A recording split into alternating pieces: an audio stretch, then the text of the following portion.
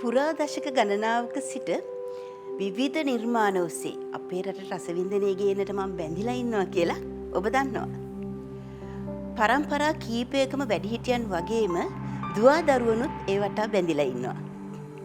අපේ රටේ ගුණ සුවඳ ඒ නිර්මාණ වලින් ලැබෙන නිසා තමයි ඒ ආදරණීය සුවඳ ඔබටත් මටත් දැනෙන්නේ.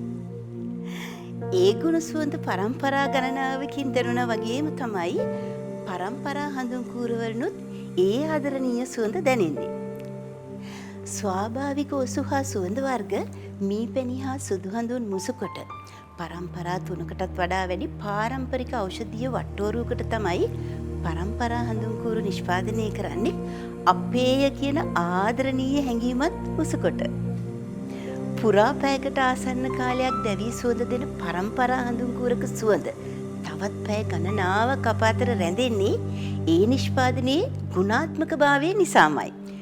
ඔබේ නිවහනත් එහි ආදරණීය සුවඳත් අනාගත පරම්පරාව වෙත දායාද කරන සුවඳ මතකයන් ඇත්නම් ඒ පරම්පරා හඳුන් කූරුම බව මට හොඳටම විශ්වාසයි.